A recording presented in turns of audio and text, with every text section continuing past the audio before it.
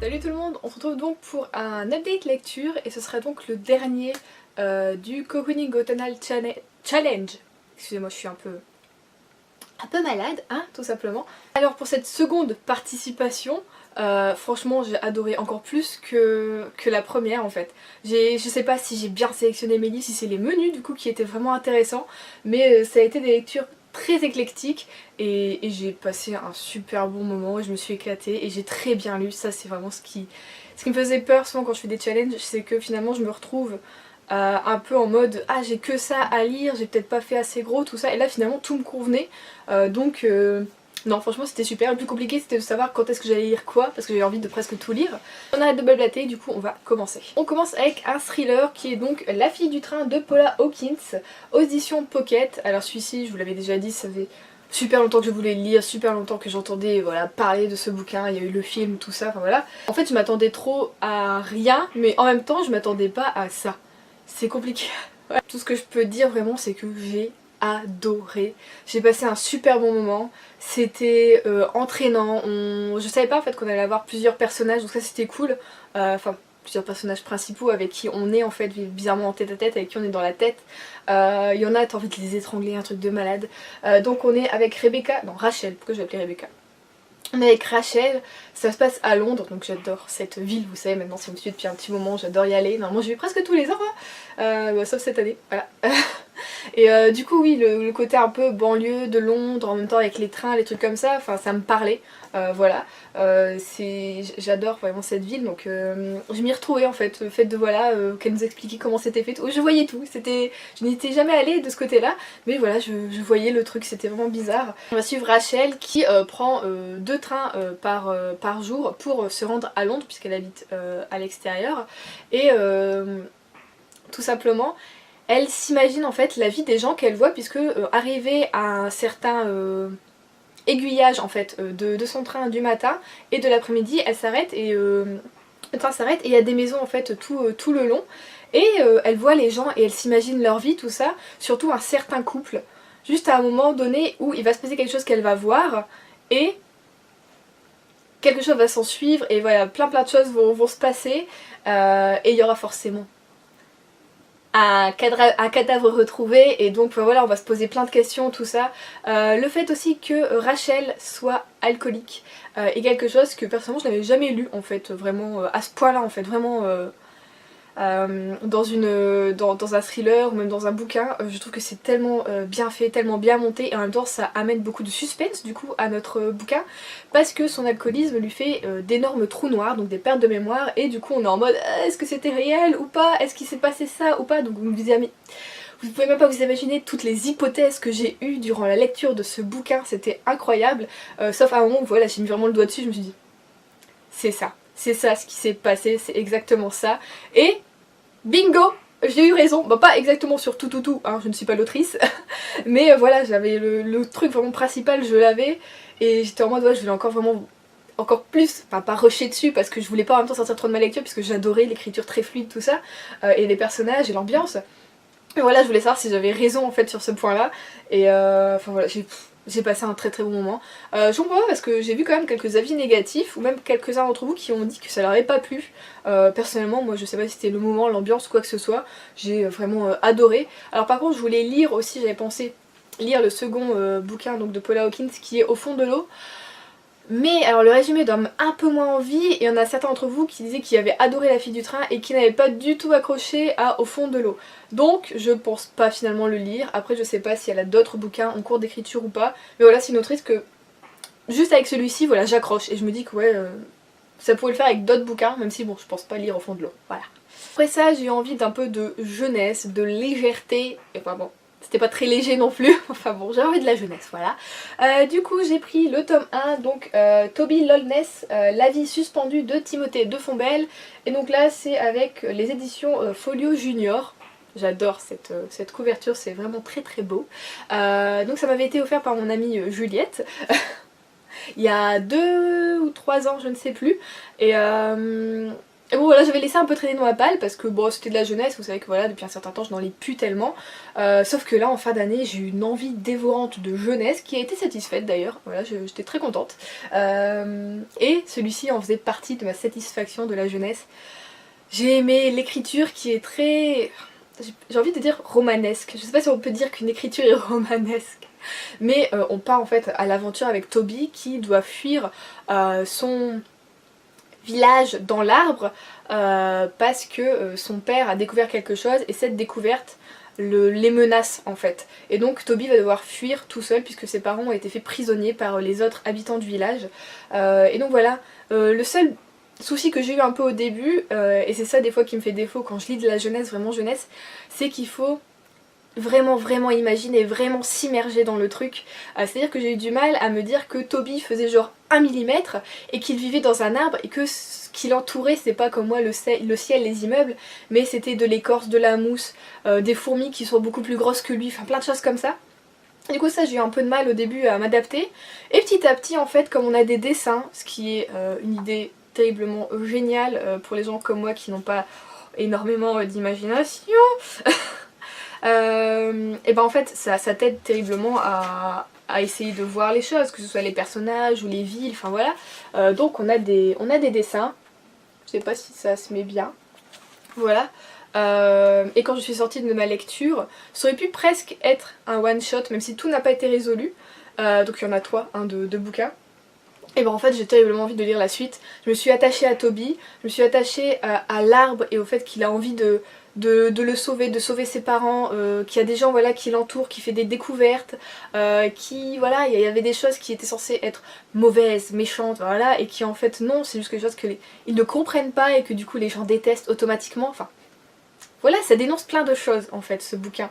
Il est génial parce que il suffit de changer et te dire que voilà cet arbre c'est notre planète, et ben c'est exactement pareil là que le peuple est en train vraiment d'amenuire et de puiser toutes les réserves de l'arbre et qui sont en train de le faire crever juste pour voilà être toujours plus riche, être toujours mieux, être toujours le plus fort et ainsi de suite quoi.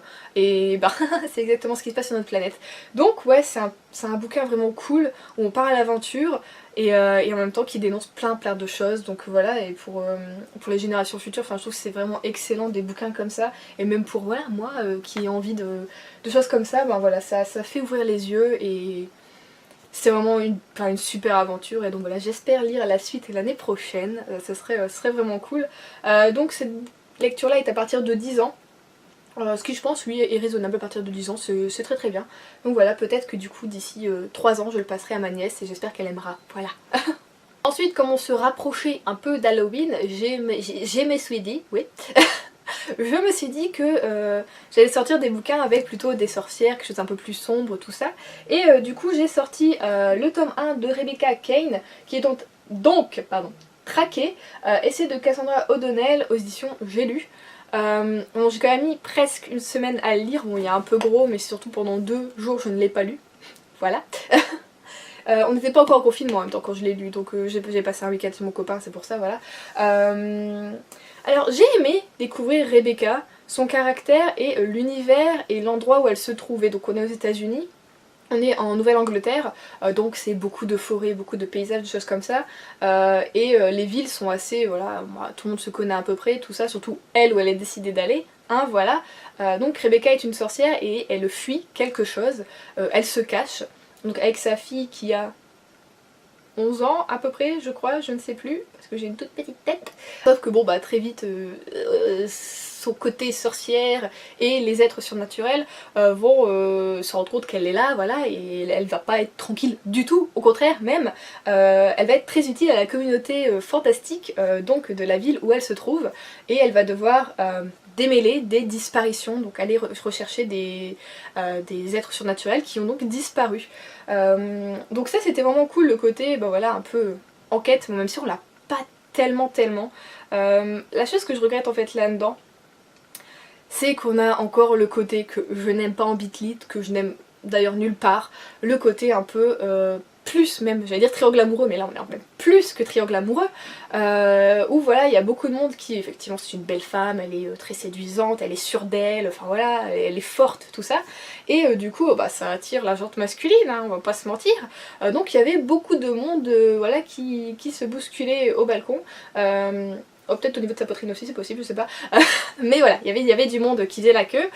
Et ce côté-là me saoule terriblement. Et c'est pour ça d'ailleurs que j'aime beaucoup la série Mercy Thompson, parce que elle trouve assez vite, on va dire, l'amour, voilà. Et ensuite, c'est les enquêtes et les trucs comme ça qui se passent autour. Donc ça, c'est ce que j'aime chez Mercy Thompson. Alors là, je sais pas si ça va se passer bientôt ou pas.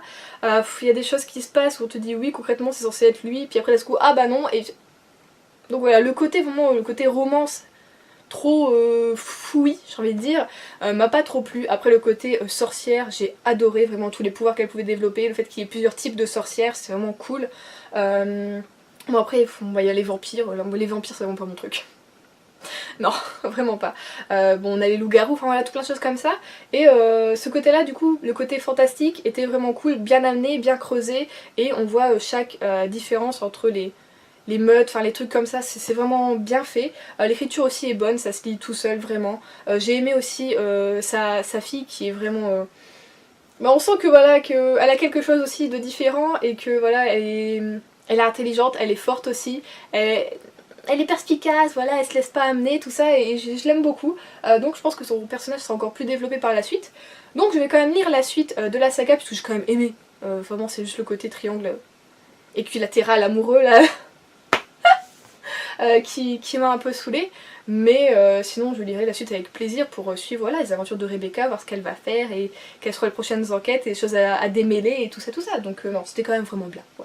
Ensuite, parce qu'on se rapprochait encore plus d'Halloween, j'ai continué avec les sorcières et j'ai donc lu Wicca de Marie Alino, oui c'est ça, et c'est aux éditions Pulp Fiction. Bon, je l'ai lu en un après-midi ce bouquin. Je l'ai adoré, j'ai essayé de le laisser traîner un maximum, mais bon j'ai pas pu plus, hein. Je l'ai fini avant de me coucher. Il était trop bien, c'était ce que j'avais envie au moment où j'en avais besoin, enfin, voilà, c'était vraiment cool. J'aime la mise en page, où voilà, chaque début de chapitre, on a un petit passage d'un journal d'une sorcière, plus voilà, notre en-tête de chapitre, qui est très jolie. Et à chaque fois là vraiment au début, enfin plutôt là c'était le début des parties, là c'est le début de chapitre où on a également des dessins et tout au long voilà on a des dessins qui se mettent dans le récit. J'ai adoré nos personnages, donc qui sont nos personnages principaux qui sont Avril et Octobre, donc qui sont frères et sœurs et qui sont vraiment énormément différents, que ce soit au niveau de leur capacité, donc ce sont des sorcières wiccanes, donc qui communient avec les éléments, avec la nature. Le côté un peu doux, enfin le côté doux oui j'ai envie de dire, le côté vraiment très respectueux, le côté nature, tout ça j'ai beaucoup aimé.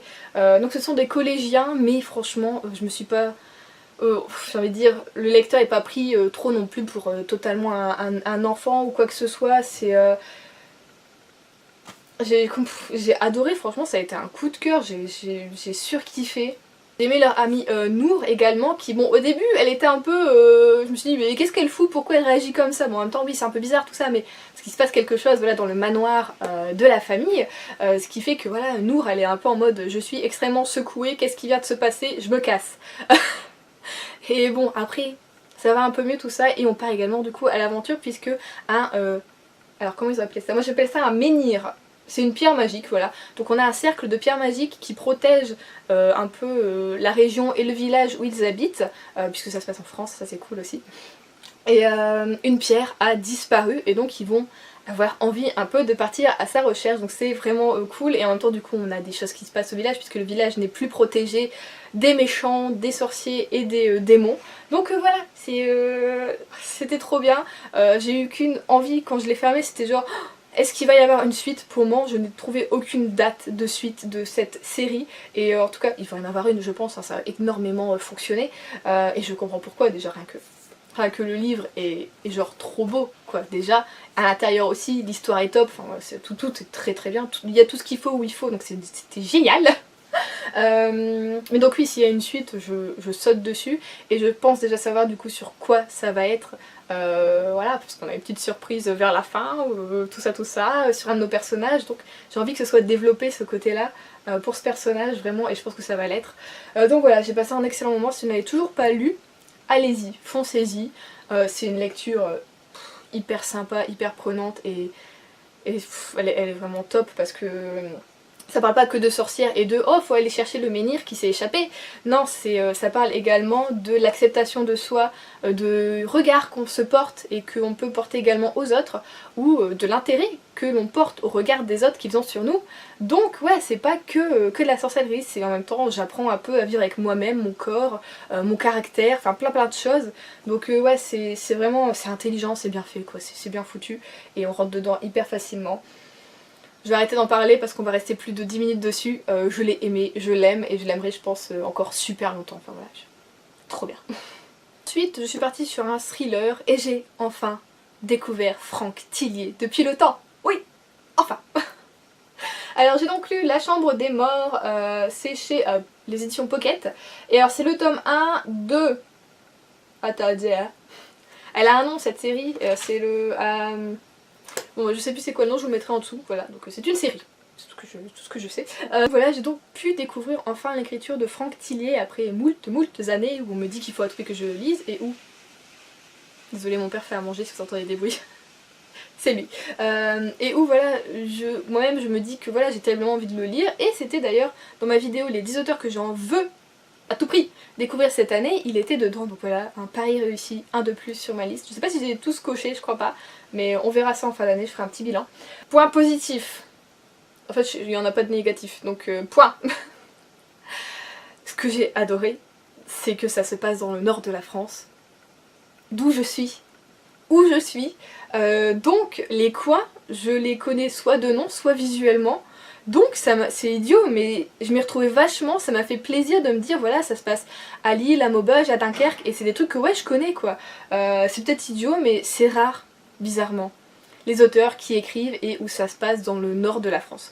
Souvent, ça se passe dans le sud, voilà, ou sur Paris aussi, voilà, Paris, sud, après le reste n'existe pas, oh là là. Enfin si, Michel Bussy il va un petit peu partout, ça c'est bien aussi. Bon enfin bon. Voilà, donc ça déjà c'est un point positif du fait que je savais où j'étais. Je voyais les choses, je voyais les bâtiments, quand on nous dit les corons, les trucs comme ça, oui je connais, je vois exactement ce que c'est. Les terris, je sais ce que c'est, enfin voilà, c'est mon univers, c'est mon champ visuel, tous les matins j'ai une vue sur un terri, enfin voilà quoi. Donc je sais ce que c'est. J'ai adoré l'histoire, l'intrigue, ça commence hyper fort, hyper vite. Les chapitres sont pas très longs, surtout les premiers ils sont très courts, donc bim bim bim ça s'enchaîne, tu changes de point de vue, tu changes de personnage, c'est hyper entraînant du coup. L'écriture j'ai trouvé très... Au début, enfin quand je l'ai ouvert je me suis dit putain c'est presque poétique, je sais pas comment dire, c'est pas tout rose, hein, c'est pas voilà, mais voilà il y a quelque chose derrière, il y a une plume et j'ai accroché direct du coup. Notre lieutenant, est-ce qu'elle est lieutenant, je ne sais plus, Lucie, et mon dieu, mais hyper intrigante. Je n'en ai jamais eu une comme ça dans un thriller, enfin non, de nulle part, même français ou américain, ce que tu veux, ou du Nord, jamais. Elle est... On sent qu'il y a quelque chose en elle, quelque chose de noir, et qu'elle veut même à nous pas nous le dire, et même à elle-même pas forcément trop se l'avouer, mais qu'en même temps elle fait des choses, voilà. Enfin il y a des choses même chez elle, c'est hyper intriguant, je veux dire, dans sa maison c'est hyper intriguant, t'as envie de savoir, c'est fou. Donc voilà, j'ai terriblement envie de continuer la série. C'est vraiment un truc de malade. Et donc je suis hyper heureuse d'avoir découvert l'écriture de Franck Tillier. Et peut-être surtout avec ce bouquin, comme je vous dis, voilà, c'est dans un élément que je connais. Et du coup ça m'a rassurée dès le début. Je me suis pas dit, oh j'y vais pas trop ou quoi que ce soit. Non, franchement j'étais dedans à fond. Et c'était hyper surprenant. C'était à la fois très glauque, très noir, très... tu te demandes voilà comment des personnes peuvent faire ça. Et de merde, oui il a sorti tout ça de sa tête quoi, putain c'est flippant. Donc voilà, à part ça, j'ai passé un très bon moment. À part ça, non, en fait c'est ce que je voulais, hein, totalement. Mais voilà, j'ai passé un excellent moment et du coup je suis hyper contente d'avoir découvert son écriture enfin et c'était que du bien, que du bonheur. Donc voilà, je vais continuer l'aventure avec Mr. Frank avec grand plaisir, ça c'est sûr. Donc le prochain que je veux lire c'est donc Train d'enfer pour Ange Rouge. Il faut que je me le procure celui-là, je le veux. Après Après ça, je me suis dit, oh un petit peu de romance, Juliette, ça va pas faire de mal, tout ça, allons-y. Du coup j'ai lu le tome 3 de Off Campus qui est donc The Score de Elle Kennedy. Donc nous sommes avec Dean et avec... Merde. Anna? Non. Ah, ça commence par un A son prénom. Ali! Je savais que ça commençait par un A. Nous sommes donc avec Dean et Ali. Ali qui est donc la colocataire et la meilleure amie de Anna qui était donc la fille du tome 1 de Off Campus. Et si vous avez suivi mon vlog, vous savez déjà ce que j'en ai pensé de ce bouquin. Mais pour ceux qui n'ont pas suivi, on commence sur les chapeaux de roue. C'est-à-dire que Off Campus, je trouve que c'est de la new romance, mais niveau sexe, ça va. On a, allez, souvent on va dire 2 à 3 scènes voilà, de sexe plutôt explicite. C'est de la new romance, c'est du new adulte, mais ça va pas forcément plus loin, c'est assez romantique, c'est profond parce que nos personnages ont un passif, voilà, soit difficile, soit un peu moins, mais ils ont quand même des problèmes à régler, que ce soit avec le passé ou actuellement, voilà, dans le présent. Donc c'est une série que j'aime beaucoup, et voilà, les 2 premiers tomes m'avaient vraiment touchée et ça avait été excellent, j'avais adoré. Celui-ci, je suis un peu plus mitigée. Alors je vous explique. Au premier chapitre on a Ali mais également une partie avec Dean. Et Dean, il a pas, comment dire, il a pas de caleçon dès le départ. Et il se sert déjà de son engin. Voilà. Donc tu te dis, waouh, ok, dac, bon bah de toute façon je savais que déjà dans les 2 premiers tomes on m'avait expliqué, hein, l'autrice nous avait mis un peu en place le personnage, c'était un gros fêtard, un gros queutard, voilà, hein, tous les soirs... ça y va, on le savait. Mais bon, je me suis dit, ouais, personnellement, je suis une fille et je sais que l'autre fait, enfin, mon potentiel crush fait que de baiser, hein, voilà. Personnellement, il me donne pas trop envie. Hein, c'est pas, tu te dis, oui, bon, bah voilà, je serai une parmi tant d'autres. Puis finalement, Ali, on va dire, arrive à le calmer, mais en même temps, elle-même a des ardeurs assez... voilà quoi, elle a un besoin à assouvir aussi également. Donc, tout ce que je veux vous dire, c'est que si vous n'aimez pas du tout les scènes de sexe très explicites, ah là ouais, on y est, ce tome 3 vous fera pas tellement envie et sera pas peut-être du tout fait pour vous. Bon, moi je me suis dit, je les ai lus, mais bon, c'était un peu en mode, bon bah, enfin voilà quoi. Bon, je l'ai lu en e-book, donc je faisais plutôt tac tac tac tac. Mais si on enlève, franchement, sans déconner, 2/3 des scènes de cul, franchement il est bien. Il est très bien. Ouais, il est même très bien en fait, parce que leur histoire est... et elle est cool, elle est touchante, il y a un truc quoi vraiment pour nos 2 personnages, c'est bien fait, c'est bon, bah, bien amené, oui ça commence, voilà, ça se pécho rapidement, mais il y a quelque chose derrière, voilà, ils sont intrigants et on a envie en même temps que ça se passe bien, voilà, on les aime bien nos personnages, voilà, ils sont drôles, j'ai beaucoup ri dans celui-ci, c'est celui où vraiment j'ai le plus ri, que ce soit pour des jeux de mots, pour des situations, enfin pour plein de trucs, c'est vraiment hyper drôle, mais voilà, faudrait enlever 2/3 des scènes de cul. Et il serait excellent. Là du coup, quand j'en sors de ma lecture, je me dis, il est bien. Alors que j'ai ri, alors que j'ai passé un bon moment, mais il y avait trop de sexe, voilà. Donc ben il est bien. Mais en même temps, il aurait pu être excellent, très bien quoi. Donc voilà, c'est ce que je peux vous en dire sans trop vous en dire, parce que ben, c'est quand même un tome 3, donc voilà, il se passe des choses, tout ça. Le truc c'est que je suis sortie de ma lecture, au début j'étais bon, ben oui c'est bien, et en fait juste à la fin, vraiment à la fin, la dernière phrase, tu te dis, mon dieu, je veux le tome 4 parce qu'on a nos personnages qui est plutôt absent tout du long de ce tome, et même d'ailleurs notre personnage principal, donc Dean, se demande à chaque fois mais qu'est-ce qu'il fout, il est où, tout ça, qu'est-ce qui se passe, et à la fin le gars nous annonce un truc et là c'est là, ah ouais, oh putain, ah ouais quand même, et du coup tu te dis putain mais il me faut le 4, parce que si c'est sur lui, je veux savoir vraiment ce qui se passe là. Ce qui se passe, comment ça s'est passé, tout ça, comment ça va être amené, parce que c'est hyper intriguant, c'est hyper surprenant, enfin c'est vraiment... elle te lâche la bombe là, elle Kennedy, et tu te dis il faut que je la prenne et j'ai envie qu'elle m'explose à la gueule quoi, parce que je veux savoir. Donc voilà, j'ai fini de m'extasier sur la fin de ce bouquin, mais sinon voilà, c'était très bien. Hein, enlevons les scènes de sexe et tout va très très bien, c'était très bien. Voilà. Donc pour finir ce challenge, j'ai lu À durée déterminée de Samantha Bailly, donc avec l'édition Le Livre de Poche. C'est donc le tome 2, le tome 1 était Les Stagiaires, que j'avais lu du coup il y a 2 ans, voilà, j'ai mis du temps, et que j'avais beaucoup aimé, et du coup là je voulais lire la suite. Et celui-ci aussi je l'ai beaucoup aimé, donc on rejoint Ophélie, qui donc n'est plus stagiaire, hein, c'est dans le titre. Et donc elle travaille toujours pour Pixie, qui est donc une sorte de maison d'édition et d'agence pour les mangaka, donc ils font des mangas, ils font aussi des jeux vidéo, donc voilà, c'est basé vraiment sur le côté vraiment Japon et technologie. Et du coup voilà, on va la suivre en mode bon ben je suis qu'en CDD, j'espère qu'elle va avoir un CDI, et puis bon elle s'accroche, donc on a le côté vraiment très entreprise, boulot, hyper prenant, mais vraiment à la parisienne j'ai envie de dire, parce que bon voilà, dans le nord, écoutez, sur l'île, on travaille pas comme ça, enfin je pense pas à ce point là. Là c'est du genre à rester au boulot jusqu'à 21h30 pour finir de boucler des dossiers, tout ça, enfin c'est un truc de malade. Et je suppose que oui, dans certaines, dans certaines entreprises c'est comme ça se passe comme ça. Et souvent d'ailleurs à Paris ça se passe comme ça, puisque c'est beaucoup de bureaux, de choses comme ça. Ce côté là hyper intriguant que moi je peux pas connaître, puisque j'ai toujours travaillé en tant qu'employée mais pas de bureau, plutôt ben voilà, moi j'étais dans des librairies, papeterie, tout ça, ou en maroquinerie, voilà, donc on avait nos horaires, tu respectes tes horaires et tu te casses quoi, c'est fini.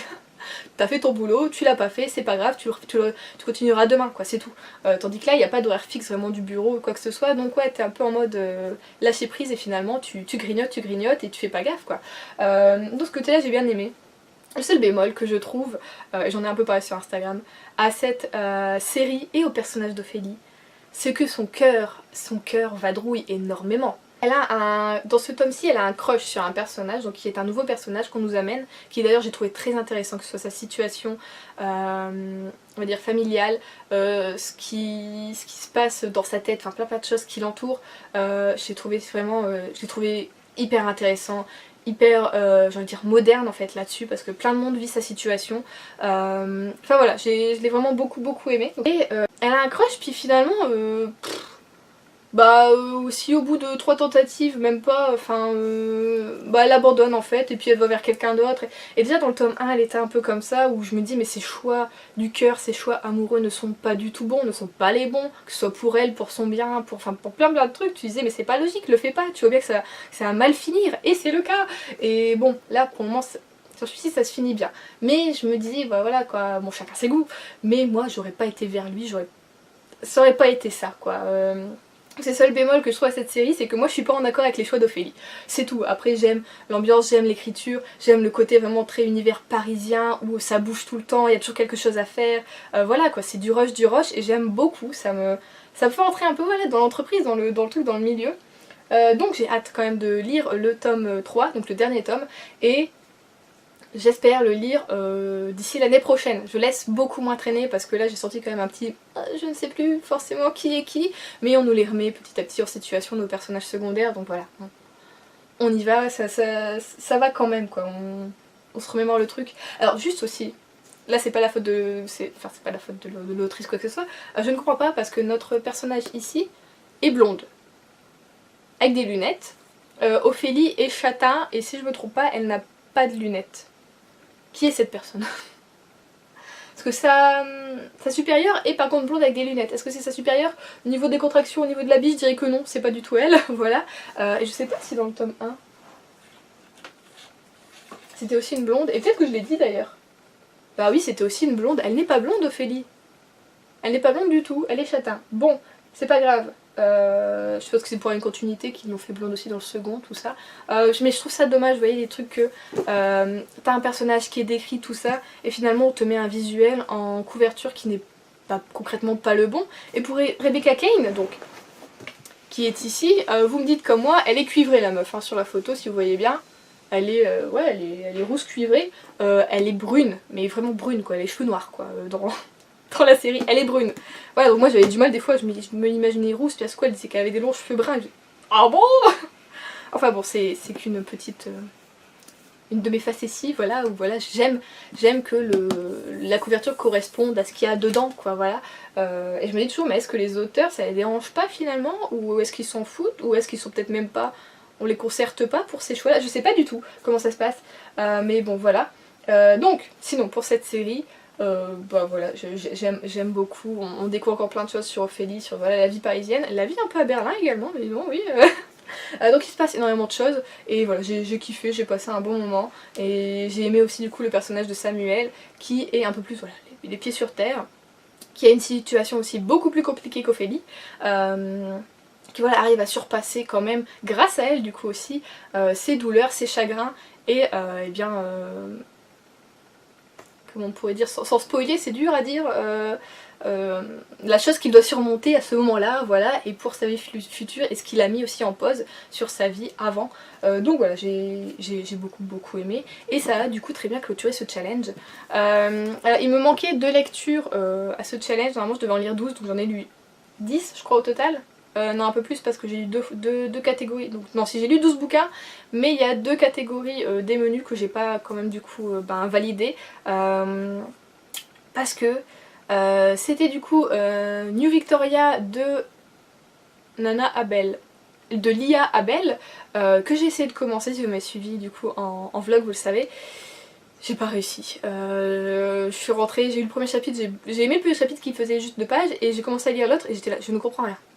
Je sais pas de quoi il parle, je sais pas ce qui se passe, j'y arrivais pas, j'étais pas, non je rentrais pas, et donc je me suis dit c'est tout, laisse tomber. Et ce qu'il me reste c'est également Les Pluies de Vincent Vibino. Celui-là je le mets souvent dans les challenges, à chaque fois j'y vais pas aussi, ça me saoule. Non, je vais peut-être essayer quand même celui-ci de le lire en ce mois de novembre, avant le Cold Winter Challenge, en fait avant le début du challenge. Dans mes lectures un peu libres, tout ça, je me dis que ça peut être cool, voilà, d'y aller. Donc voilà, j'espère que cette update lecture vous aura plu. En tout cas moi j'ai passé, comme vous avez vu, quand même beaucoup de bons moments de lecture, donc ça m'a fait hyper plaisir, ça fait du bien, surtout en ce moment où ouais, on est un peu voilà en écoffiné, donc ça fait du bien voilà, d'avoir des bonnes lectures, que ça s'enchaîne vite, que t'as envie, voilà, tu te dis, tu le commences au matin, tu te dis oh j'aimerais trop le finir d'ici ce soir parce que j'ai envie de, voilà, d'être dedans, tout ça, donc ça me fait plaisir, j'aime lire quand même rapidement des lectures, et il y a au moins là-dedans, j'ai au moins 4 bouquins qui n'ont tenu que une après-midi et une matinée, donc voilà, c'est lu sur une journée on va dire concrètement, même si c'est 2 jours différents, ils ont fait qu'une journée, donc c'était une bouchée de pain comme ça là, et c'était trop bien, donc j'ai kiffé lire comme ça de cette façon. Donc écoutez, moi qui avais dit que je ne faisais plus de challenge à part le Cold Winter Challenge, s'il a encore lieu, et je pense qu'il aura encore lieu l'année prochaine, je refais encore une fois, du coup pour cette 3e fois, le Cocooning Autumn Challenge organisé par Au Boudoir de Cordyshire, parce que j'ai kiffé ma race, voilà, c'était trop bien. Donc si vous avez fait aussi ce challenge, qui est d'ailleurs toujours d'actualité, qui se finit du coup mi-décembre, mais bon moi j'ai décidé de finir maintenant, pour pas enchaîner non plus les challenges, hein, voilà. Dites-moi ce que vous avez lu, s'il y a des choses qui vous ont plu, si peut-être il y en a qui font écho un peu à ce que j'ai lu, si vous avez des choses à me conseiller ou quoi que ce soit, n'hésitez pas, allez-y. Voilà, moi je vous conseille du coup tous les bouquins que j'ai lus parce que je les ai trop aimés. Donc je vous fais de gros bisous et je vous dis, eh bien à samedi. Bisous.